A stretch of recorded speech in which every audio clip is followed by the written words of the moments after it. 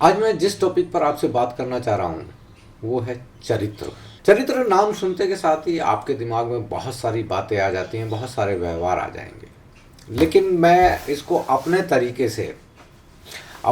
से इसकी शुरुआत करना चाहता हूँ। आप सबसे पहले फिल्मों की ये दो क्लिप देखिए।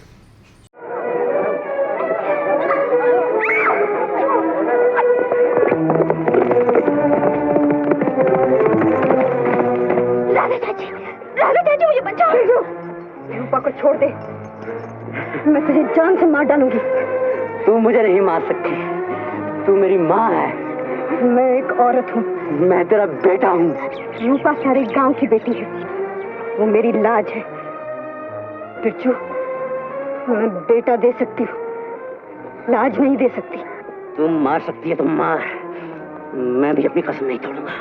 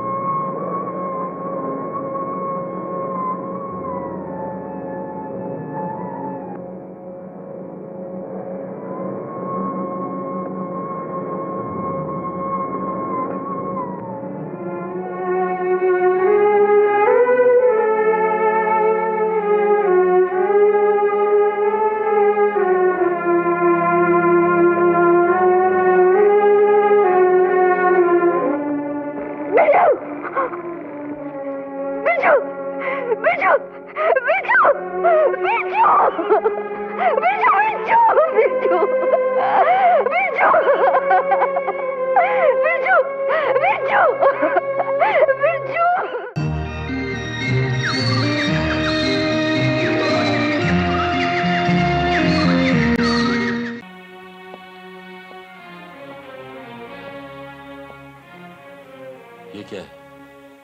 इस्तीफा? Yes sir.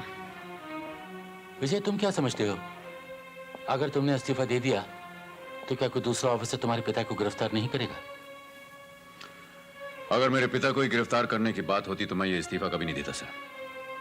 मैं अब भी उन्हें गिरफ्तार करने के लिए तैयार हूं, मगर उस दरिंदे की हिफाजत करने के लिए तैयार नहीं जिसने मेरी मां के साथ बलात्कार किया।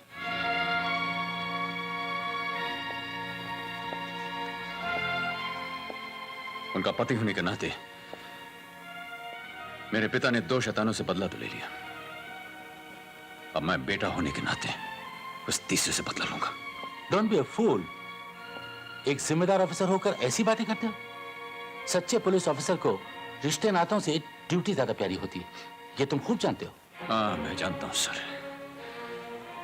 लेकिन पुलिस अफसर होने का मतलब ये तो नहीं है कि जिस कोख से मैंने जन्म लिया उस मां पर किए गए अत्याचार को भूल जाऊं, या उन जुल्मों को भूल जाऊं जो कानून के नाम पर मेरे बेगुनाह बाप पर किए गए।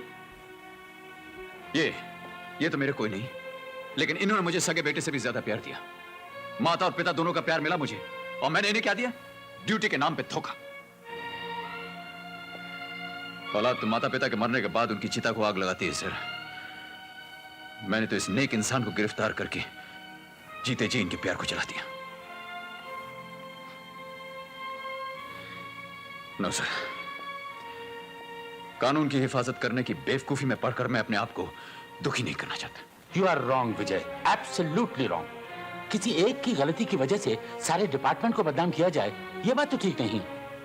भारत का जिक्र आने पर गांधी जी की मिसाल दी जाती है, गोडसे की नहीं। देखो विजय, मैं ये नहीं कह रहा कि पुलिस वालों के दिल नहीं होना चाहिए, जज्बात नहीं होने चाहिए, लेकिन उन्हें अपने दिल और जज्बात जनता की भलाई के लिए इस्तेमाल करने चाहिए, जनता से बदला लेने के लिए नहीं। अशोक स्तंभ हमारे देश का राष्ट्रीय चिन्ह है, जिसे सर पर पहनने का गौरव सिर्फ देश की रक्षा करने वाले जवान और कानून की रक्षा करने वाले सिपाही को हासिल है। राष्ट्रपति और प्रधानमंत्री को भी यह गौरव हासिल नहीं।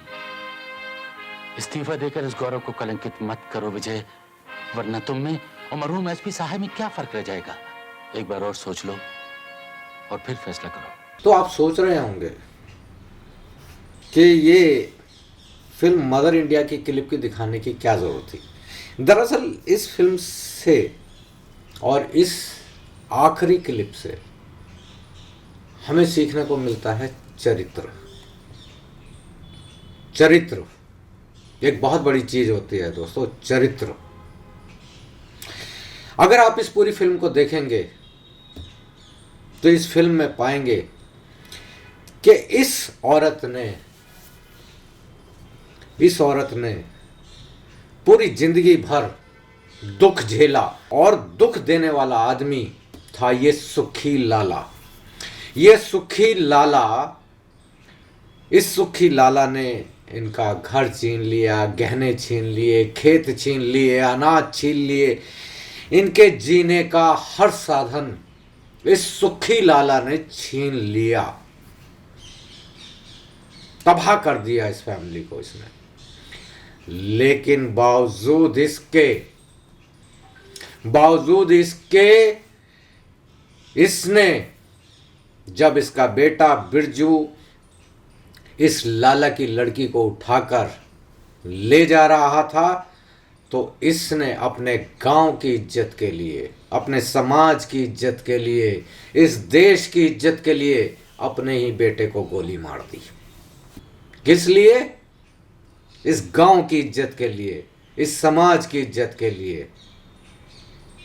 तभी तो कहलाई मदर इंडिया। कितना उत्कृष्ट चरित्र, कितना उत्कृष्ट चरित्र। इतना दम है किसी को?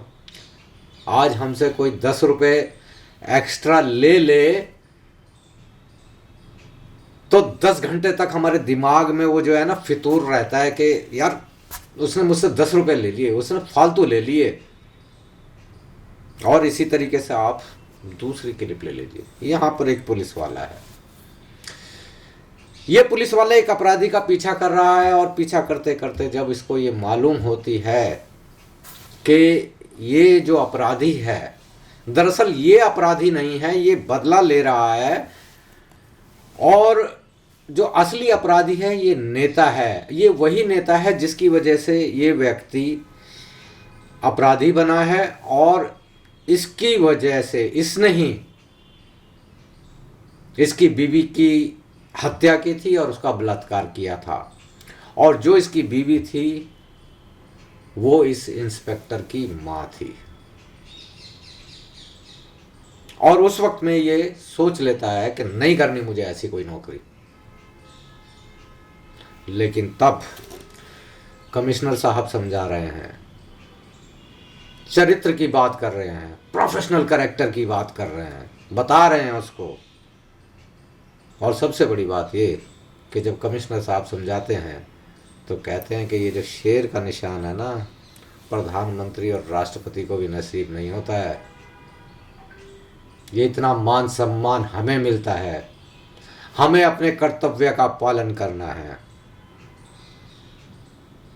कर्तव्य का पालन इंसान कैसे करेगा? जब उसका चरित्र मजबूत होगा। जब उसका चरित्र मजबूत होगा तब वो अपने कर्तव्य का पालन करेगा। दोस्तों, ये इस तरह के जो क्लिप्स हैं या इस तरह के जो द्वंद्व हैं या इस तरह की जो हमारे जीवन में घटनाएं हैं, वो यकीनन हमारे चरित्र का निर्माण करती हैं हमारे देश में। इसीलिए तो कहते हैं कि स्कूल चरित्र निर्माण के कारखाने होते हैं। हमारे स्कूल में ये सिखाया जाता है। हमारे घर परिवार में हम जैसा सीखते हैं वैसा ही आगे हम उगलते हैं, वैसा ही आगे हम देश में आकर चलते हैं। तो ये होता है चरित्र।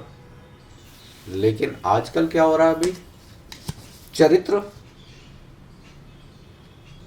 बहुत सारी तो चीज़ें आप समझ ही रहे हैं, उसको कहने की ज़रूरत नहीं है कि अड़ोस पड़ोस ये वो किस तरीके से क्या हो रहा है। लेकिन जो हमारे शीर्ष पदों पर बैठे हुए लोग हैं, हमारे देश की संवैधानिक संस्थाओं में बैठे हुए लोग हैं, ये क्या हो गया इस देश को? कैसे लोग आकर बैठ गए हैं, कैसे लोग आकर बैठ गए हैं कि जो आदमी न्याय करने से पहले सबसे पहले अपनी जाति देख रहा, अपना धर्म देख रहा है। तुम किस तरह के लोग हो? तुम्हारा चरित्र कैसा है? इतने हल्के आदमी हो तुम लोग। और दोस्तों, जैसा कि मैंने बताया ना, ये अचानक नहीं आ जाता। एक जज कहने लगता है मुझे तो भगवान ने आकर दर्शन दिए और कहा कि ये फैसला दे दे। हंसी आ गई, हंसी आ गई। और जज कह रहा है कि मुझे तो भगवान ने आकर दर्शन दे दिए। मतलब कितनी बेशर्मी है ये, कितनी बेशर्मी। तुम कैसे किसी का हक मार सकते हो? और आज भी ये देख लो क्या हो रहा है।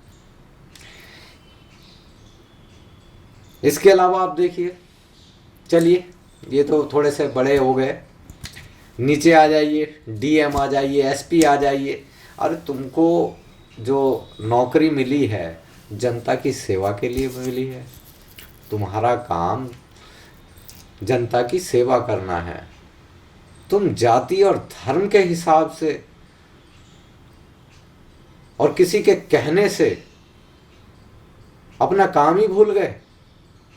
उसके हिसाब से तुम आगे चल रहे हो।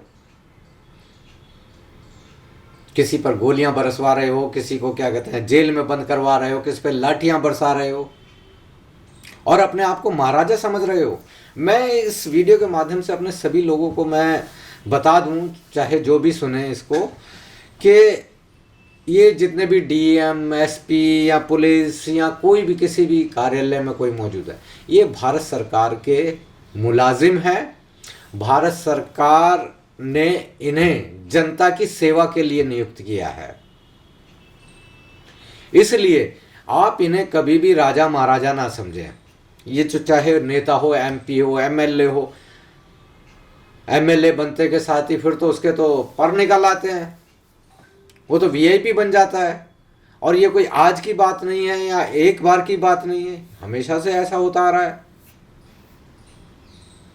तो आप हमेशा याद रखें कि ये जनप्रतिनिधि हैं और जन सेवक हैं। ये जितने भी डीएम हो, एसपी हो, डीसीपी हो, कोई भी हो। और अगर सबसे अच्छा तरीका यही है, अगर आपको लगता है कि ये अपने कर्तव्य का पालन नहीं कर रहा है तो आप अगले चरण में चले जाइए। ऐसा नहीं है। भारत का जो संवैधानिक ढांचा है वो इस तरीके का है कि आप यूं ऊपर चलते चले जाएंगे, ठीक है, और फिर यूं घूमकर आ जाएंगे। तो ऐसा नहीं है, ये खुदा नहीं हो सकते। और इनके पास में अगर इस तरह का चरित्र नहीं है तो आप ये मान लीजिए इनके पास में अपना प्रोफेशनल कैरेक्टर नहीं है। ये अपने कर्तव्य को नहीं जानते, अपनी नौकरी को नहीं जानते। बल्कि मेरे अनुभव में तो ये तक आया है कि मैंने ऐसे बहुत सारे एसडीएम, डीएम और उनके नीचे काम करने वाले एक से एक महान, उनको पता ही नहीं है कि वो काम क्या कर रहे हैं। वो 20-20 साल से वही काम कर रहे हैं, लेकिन उनको मालूम नहीं है कि ये काम होता कैसे है। पता नहीं किस तरह की फौज इस वक्त में इकट्ठी हो गई है। तो दोस्तों, ये एक बात थी कि भाई इंसान का जो चरित्र है वो एक बहुत बड़ी चीज़ होती है। वो चला जाता है, जाहिर सी बात है कि वो चला जाएगा, लेकिन उसका जो काम है यानी जो उसका चरित्र है वो यहाँ पर गिने जाते हैं। अगर आपको ये लगता है कि भाई आप किसी भी तरीके से अगर किसी डिवाइन पावर को भी मानते हैं तो, और मेरा इन्हीं लोगों से, चाहे वो ब्यूरोक्रेसी का कोई भी लेवल हो, कि आप अपना काम कीजिए, आप पैसे के दम से या किसी इन्फ्लुएंस के डर से आप किसी भी ढंग से जनता के साथ में अन्याय ना कीजिए। आप लोगों को देखिए, चाहे ये चुनाव आयोग हो, न्यायपालिका हो या कोई भी हो, अगर ये अपना कर्तव्य पूरा करेंगे तो हम यकीनन एक दिन हम विश्व गुरु बन जाएंगे, या कम से कम बहुत आगे तो हम बढ़ जाएंगे। देश का हर आदमी, हर व्यक्ति, हर नागरिक बहुत आगे बढ़ जाएगा। नहीं तो हम हमेशा ऐसे ही सपने देखते रहेंगे कि जैसे हमें वर्तमान सरकार दिखा रही है कि 2047 में हमारा मंगल ग्रह पर प्लॉट भी हो जाएगा, वहाँ पर हम कोठी भी बना लेंगे। धन्यवाद।